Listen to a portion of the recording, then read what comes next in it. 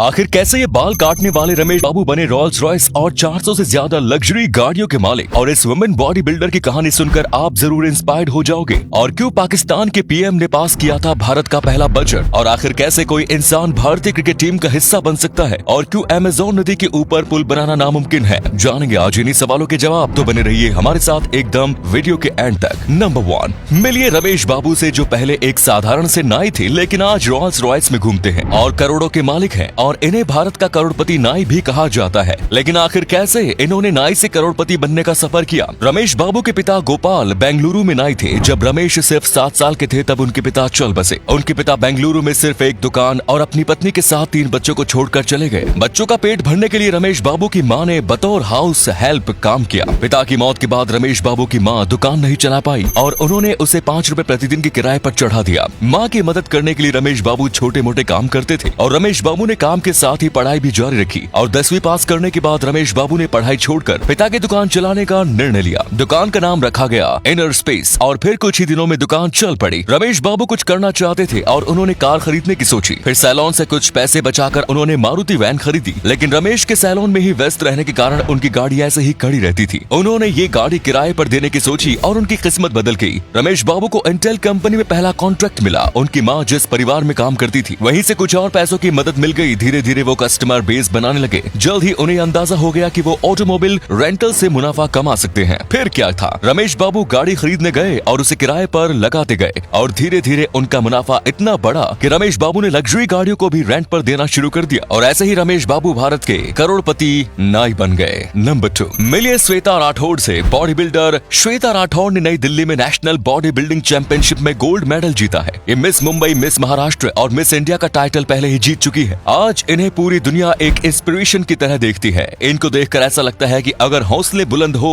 तो इंसान कुछ भी कर सकता है। श्वेता बताती है कि बचपन में उनके पिता इसके बिल्कुल खिलाफ थे कि कोई लड़की जिम में जाकर जिम करे, लेकिन वो पढ़ाई के बहाने जिम चली जाती थी और आज उसी का नतीजा है कि वो इतने बड़े मुकाम पे है। कई लोगों के ये बहाने होते हैं कि उनकी मम्मी या पापा ये काम करने से मना कर रहे हैं, लेकिन अगर असल में देखा जाए तो ये सब सिर्फ एक बहाना होता है। अगर आप में सच में वो लगन और हिम्मत है जो श्वेता राठौड़ में है, तो आप भी वो हर चीज अपनी जिंदगी में पा सकते हैं जो आपको चाहिए। दोस्तों, आप वीडियो तो देखते हैं लेकिन वीडियो को शेयर करना भूल जाते हैं, तो वीडियो को शेयर जरूर करें। नंबर 3, निर्मला सीतारमण ने इस बार 1 फरवरी 2022 को जो देश का बजट पेश किया था उसके बारे में आप सभी ने जरूर सुना होगा। लेकिन क्या आपको पता है कि भारत के सबसे पहले बजट पाकिस्तान के सबसे पहले प्रधानमंत्री लियाकत अली ने पेश किया था। ये बात तब की है जब भारत और पाकिस्तान एक ही देश थे। इस बजट को हिंदू विरोधी बजट कहा गया था। इस बजट में ये प्रावधान था कि किसी भी व्यापारी को 1 लाख के मुनाफे पर 25% टैक्स भरना पड़ेगा। ये उन्होंने इसलिए किया था ताकि भारत में टैक्स चोरी को रोका जा सके और भारत सरकार को विकास के लिए ज्यादा से ज्यादा पैसा मिले। लेकिन समस्या ये थी कि उस समय भारत के ज्यादातर बड़े व्यापारी हिंदू थे, जिस वजह से लोगों को लगा कि लियाकत अली ने जानबूझकर टैक्स बढ़ाए हैं ताकि हिंदू व्यापारियों को ज्यादा टैक्स भरना पड़े। लोगों को ये लगने लगा कि ये हिंदू व्यापारियों के खिलाफ सोची समझी साजिश है। अब दोस्तों, आप पर इसकी राय क्या है, कमेंट्स में जरूर बताएं। नंबर 4, दोस्तों, क्रिकेट भारत में सबसे ज्यादा पसंद किया जाने वाला खेल है और इसी वजह से हजारों बच्चे क्रिकेटर बनने का सपना देखते हैं, लेकिन उनको ये पता ही नहीं होता कि इंडिया की नेशनल क्रिकेट टीम में कैसे जाए। क्रिकेट में करियर बनाने के लिए 2 ऑप्शन होते हैं। नंबर 1, पहला तरीका स्कूल से शुरू होता है, जहां से कोई भी क्रिकेट की दुनिया में प्रवेश कर सकता है। स्कूल में भी क्रिकेट के कई टूर्नामेंट होते हैं, जैसे school level, zonal level, district level और स्टेट लेवल टूर्नामेंट। अगर आप इन सभी टूर्नामेंट में जबरदस्त परफॉर्मेंस दिखाते हैं तो सीधे भारतीय क्रिकेट टीम में आपको अपनी टीम में शामिल कर सकती है। दूसरा तरीका है रणजी ट्रॉफी। अगर आप किसी डोमेस्टिक क्रिकेट काउंसिल की मदद से रणजी ट्रॉफी तक पहुंच जाते हैं तो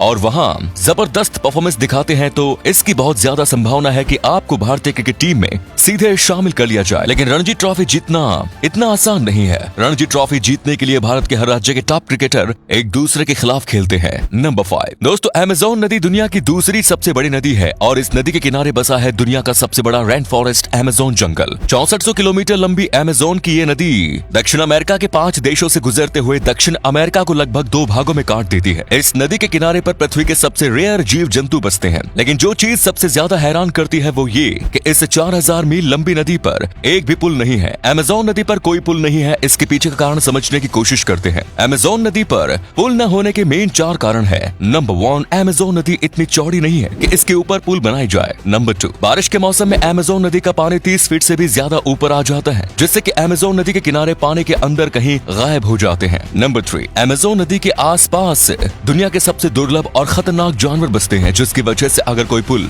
अमेज़न नदी के ऊपर बना भी दिया गया तो पुल का इस्तेमाल करना खतरे से खाली नहीं होगा। नंबर 4, अमेज़न नदी के आसपास ज्यादा लोग नहीं रहते और जितने भी लोग रहते हैं वो नाव के सहारे नदी को पार कर लेते हैं और यही कारण है कि इसके ऊपर पुल नहीं बना सकता। नंबर 6, धारावी मुंबई की एक ऐसी स्लम एरिया है जहाँ पर सिर्फ 2 किलोमीटर की जगह में 2 लाख से भी ज्यादा लोग रहते हैं। आपको यकीन नहीं होगा, ये जगह मुंबई का नर्क है क्योंकि यहाँ के लोगों के पास न रहने के लिए ढंग की जगह है, न पीने के लिए साफ पानी और न सांस लेने के लिए साफ हवा और न चलने के लिए अच्छी रोड्स। इस जगह को देखने के बाद शायद आपको शिकायत न हो कि आपकी जिंदगी कैसे है और आप कैसे जगह में रहते हैं। उम्मीद है वीडियो आपको पसंद आई होगी। अगर आई तो वीडियो को लाइक और शेयर करना ना भूलें। मिलते हैं अगली वीडियो में, तब तक के लिए धन्यवाद।